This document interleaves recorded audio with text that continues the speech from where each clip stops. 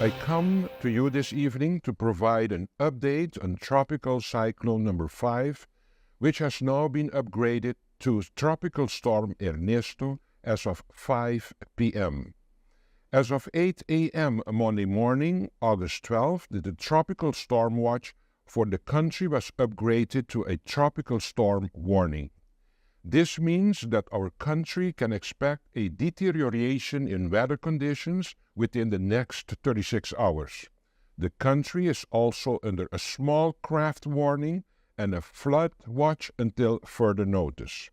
Tropical Storm Ernesto, according to the Meteorological Department of St. Martin, at 5 p.m. was located 395 miles southeast of St. Martin.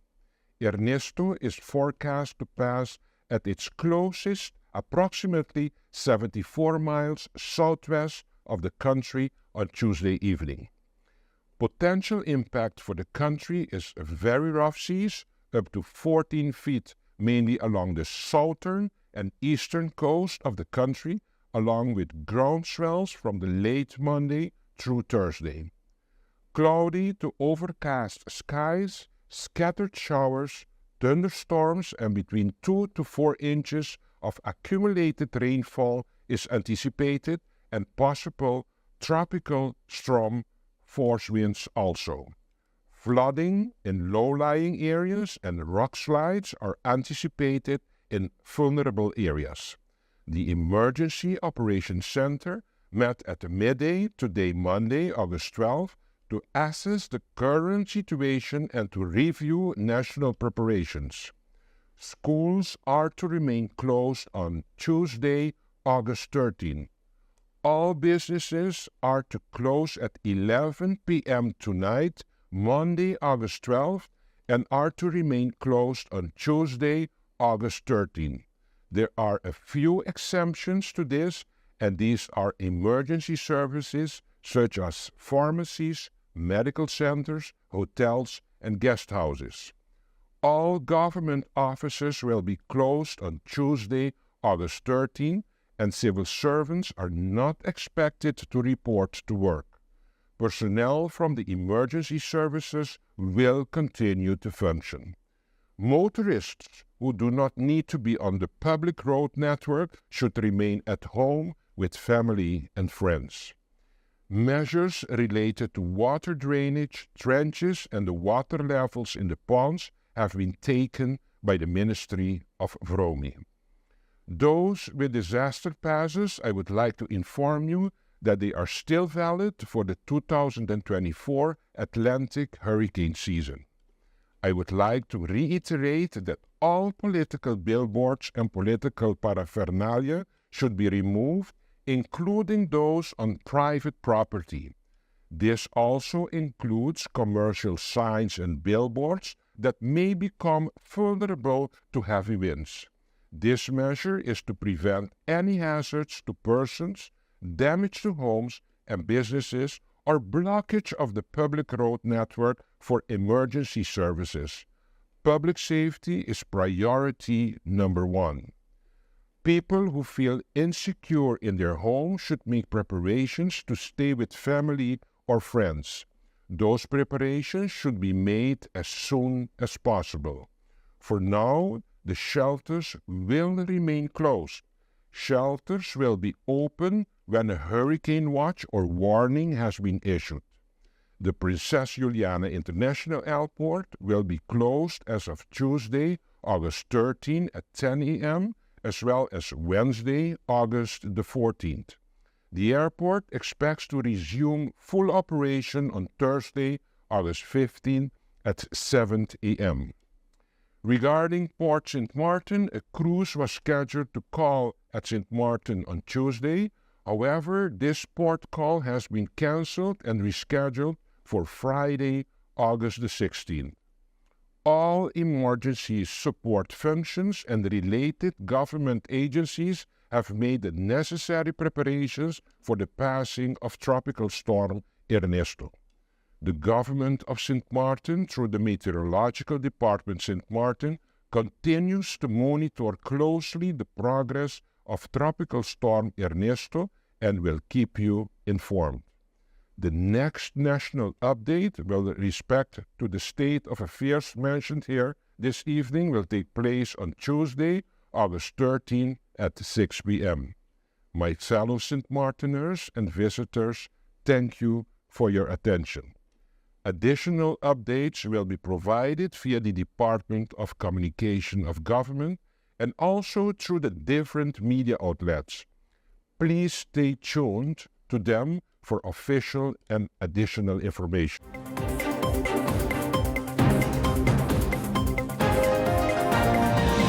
The primary responsibilities of Emergency Support Function Group Number 7. ASF 7 is, with one word, we are dealing with population care. Population care, we aim at the public, our general public, in general, the society. And ASF 7 consists of 5 pillars. Shelters, mass care, that is distribution of relief goods. The third pillar is mandatory evacuation. The fourth is what we call MHPSS. It stands for mental health, psychosocial support. And the fifth is the protection of children. So those are the 5 pillars, and we are giving services in all those 5 pillars. Okay. So within those 5 pillars, how did those 5 pillars fit into the Fostering Resilient Crisis Management training project? Give us how that correlates and helps you to build how ESF 7 functions or responds in a crisis situation. Okay. 2 things are, in my opinion, is very important. And you just mentioned a very key word, concept, and that is resilience.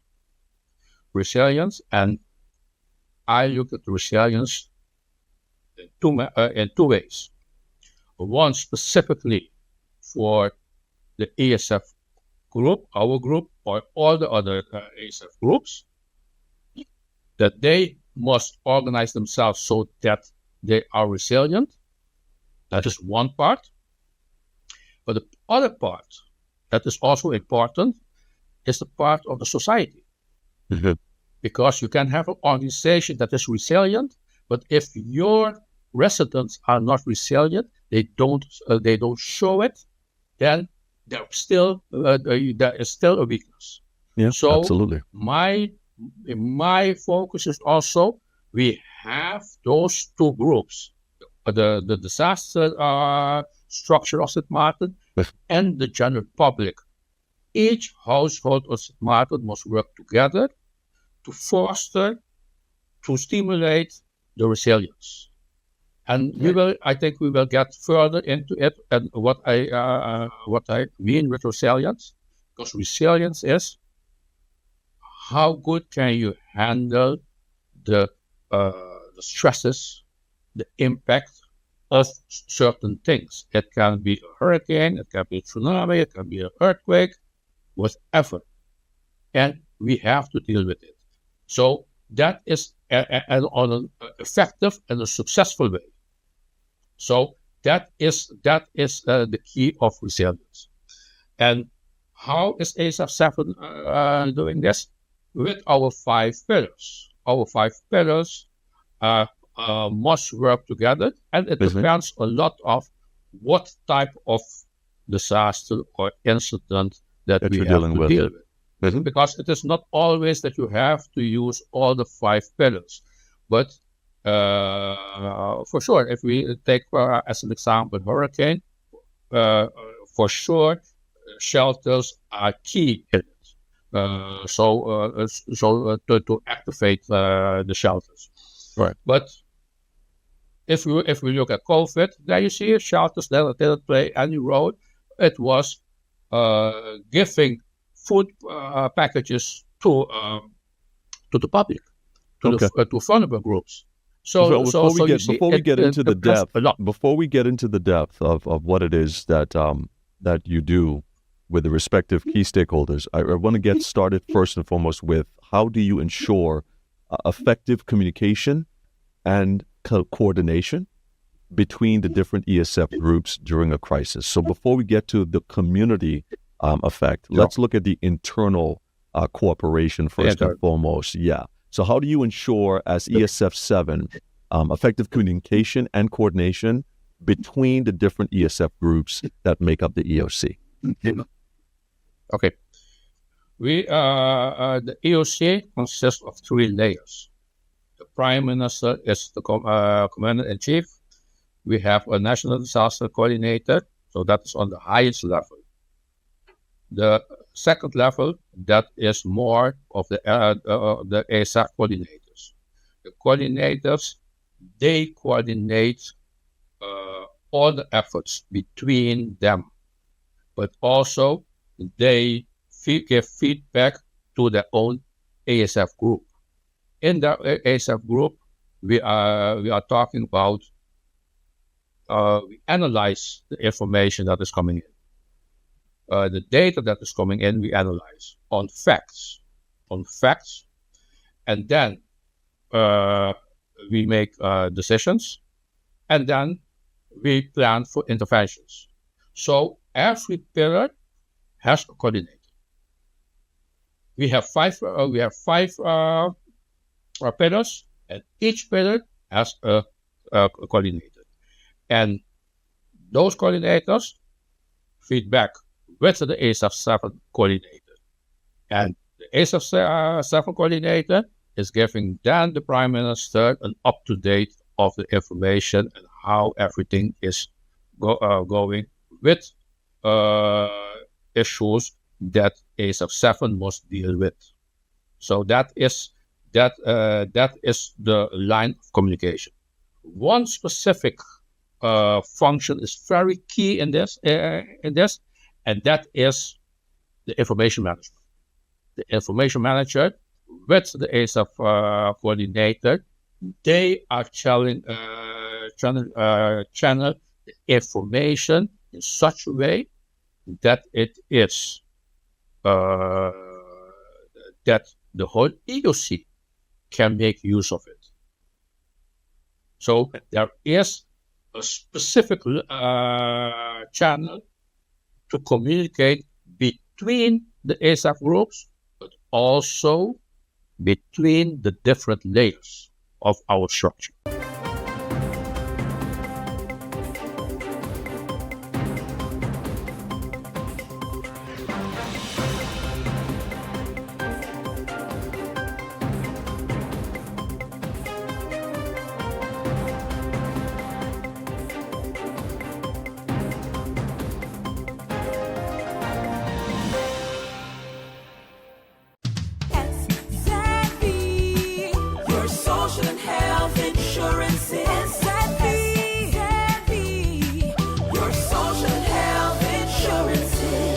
Are you SXM insured?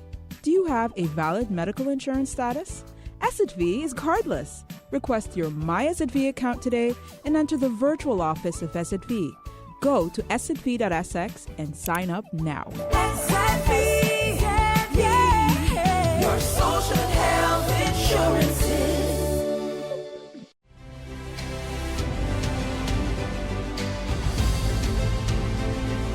Enemies cover the truth in sugar and fool you into eating it.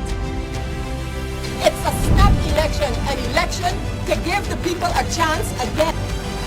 Let's talk about GB. Let's talk about electoral reform. We want to make sure that the country goes back to the people. When we pointed out the worst government in the history of this country, the reduction of property tax to increase business in St. Martin. For righteousness, unity, and love empowerment. We are in a situation again that we are heading to the polls. Can't pop up. We have shown to be the people's choice.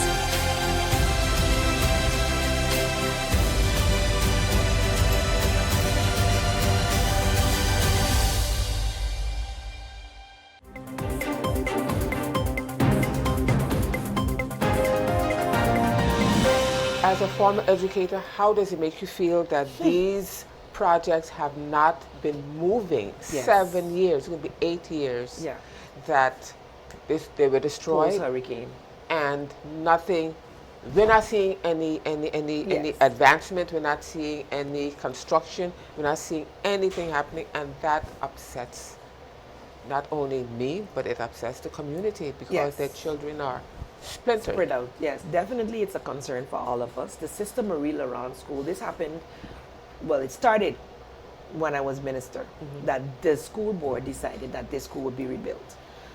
I initially didn't really want it rebuilt. There was some roofing damage, some doors, some windows, but they had goals for their special needs school.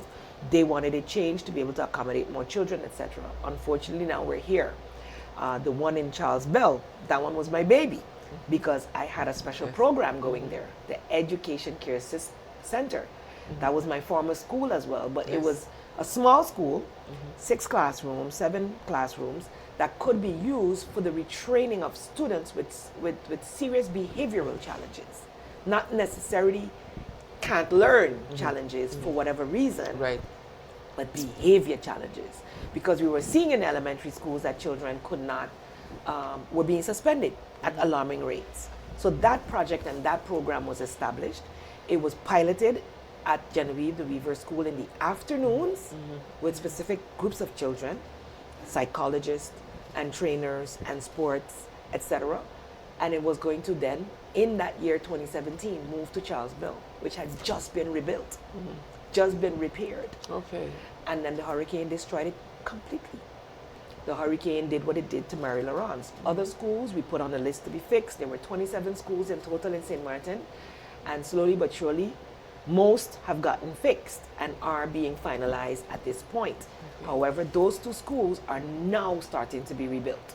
That is the Marie Laurent as well as the other one. Prince So William Alexander. unfortunately, yeah, no, not Prince William Alexander, the Education Care Center. Care Center. Right, so it didn't have children in the school at the time, but they were doing a special program and we were doing 25 at a time, so that they get the necessary attention they need to be reintegrated into the school, and then you could start with another cohort. And now we see that 6 years ago, 3 and 4, 7 years ago, those children who were 8 to 12 are now 15 to 19. Those are the children wreaking havoc today.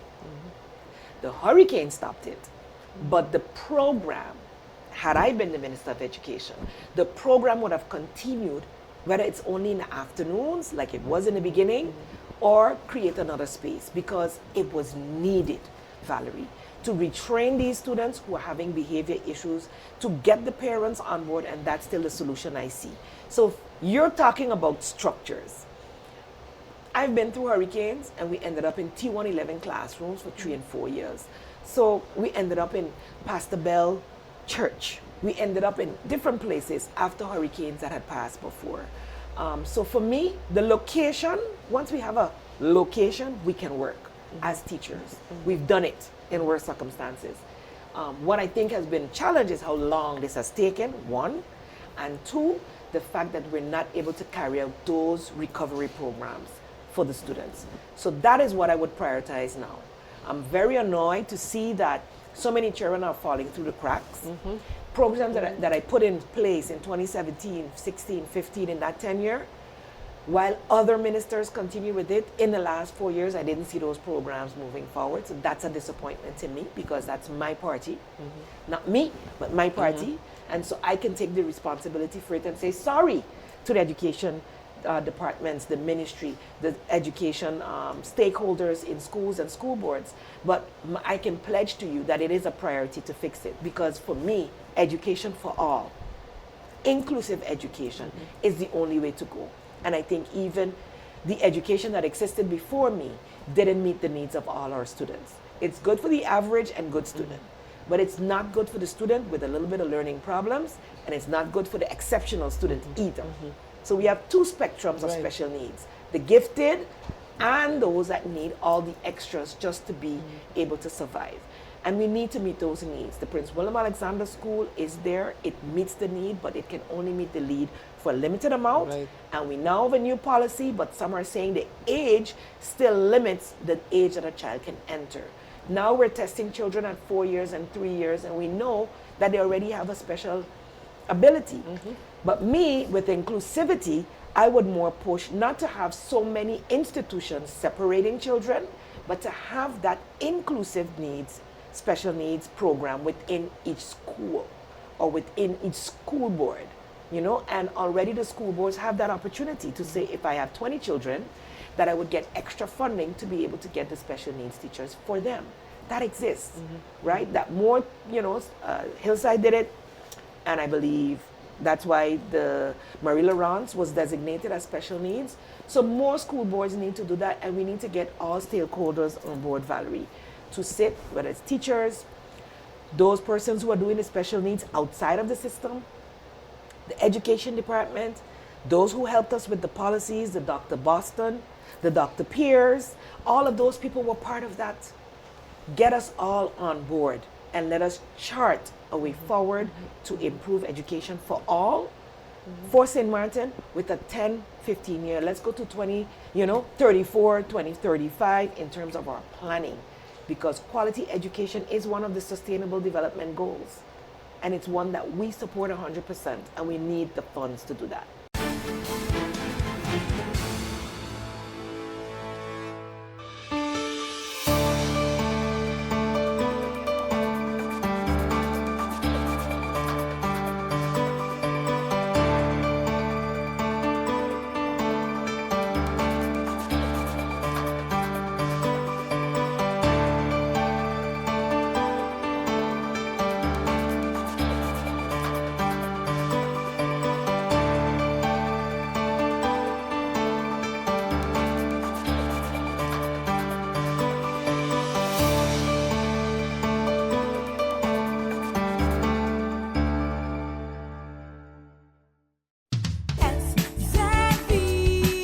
Your social and health insurance is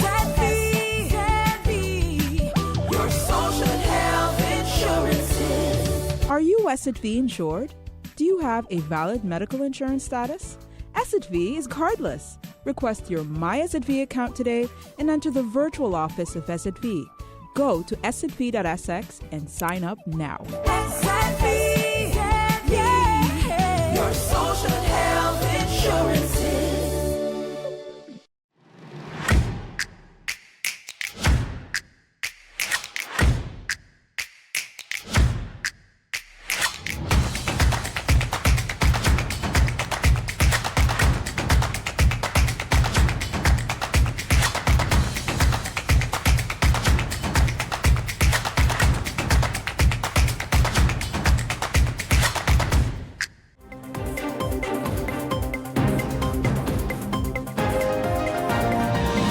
Dominica's Prime Minister Honorable Roosevelt Skerrit says CARICOM must send a strong, coherent message to the international community for more access to finances to effectively mitigate the effects of climate change. The environmental challenge and its impact on the Caribbean was foremost on the minds of CARICOM heads during the discussions at the just concluded 47th regular meeting of heads of government. Prime Minister Skerrit told GIS that the region needs more access to international financing following disasters to advance rebuilding and relief efforts. He explained that due to the extent and frequency at which the region is exposed to disasters, it is now an urgent appeal for help to be given. The many pledges have been made to us by the developed world, and they are not forthcoming. And so it's absolutely important that a very strong, coherent message goes out of Grenada to the international community, letting know of the urgency and the emergency of accessing those funds to rebuild countries like Grenada and St. Vincent and Jamaica. All of them have been, and Barbados have been affected dramatically by these hurricanes, and the whole international financial architecture needs to be reviewed. Grenada needs money to build homes now. They can't wait 5 years and 6 years down the road. people homeless, thrown out of school, no access to some of the basic healthcare facilities. So it's an emergency that we're confronting, and I'm happy that we have this meeting at this time. It was necessary to let the world know that and to bring focused attention to what's happening in our Caribbean space.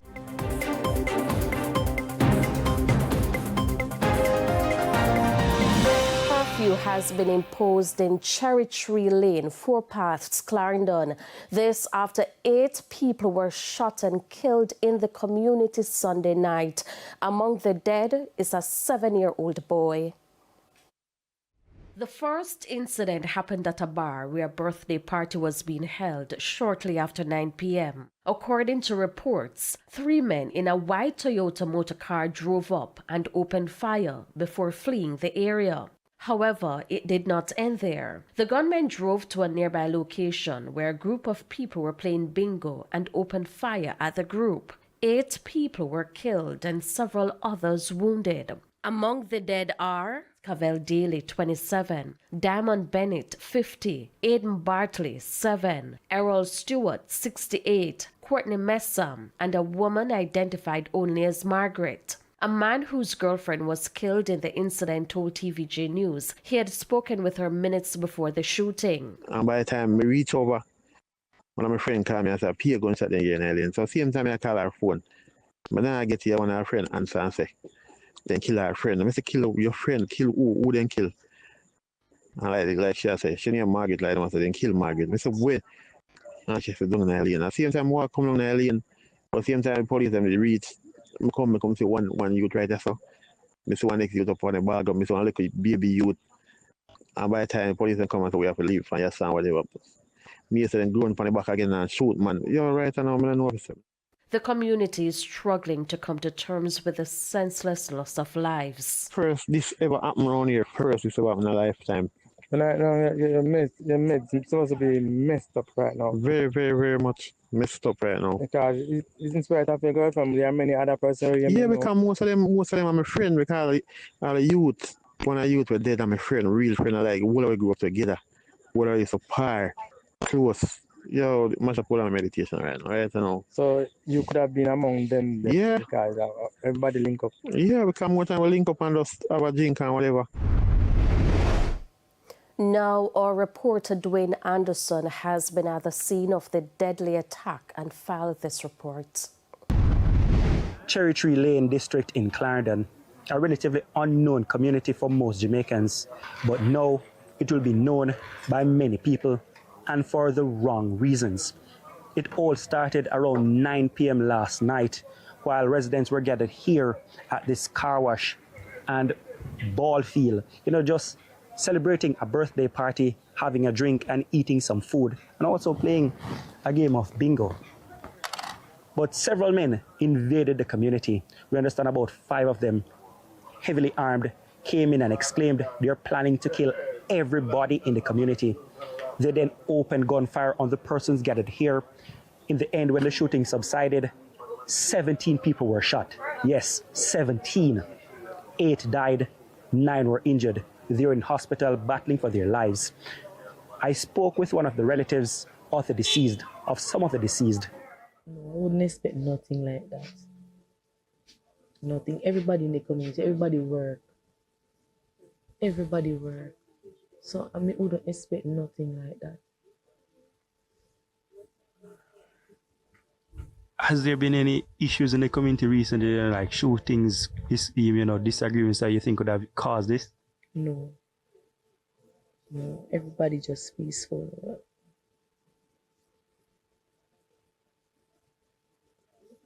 How are you and your relatives trying to cope right now? How do you manage, if that is possible? Right now, we don't know we have to manage. I tell you, we don't know we have to manage. My mother, I know she lose her belly pain. Her husband dead in her hand. So, something where can't come out and nobody doing that. That is a scar for life. Now, residents admit this community has had its fair share of crime and violence in the past, but For the past few months, things have been relatively calm. It is why they're unable to come to terms with this deadly, gruesome attack. Now, since morning, the police have been back in the area, along with other stakeholders, trying to speak with residents, comfort them. But as one relative of the deceased told me, there are no words that can comfort her at this time.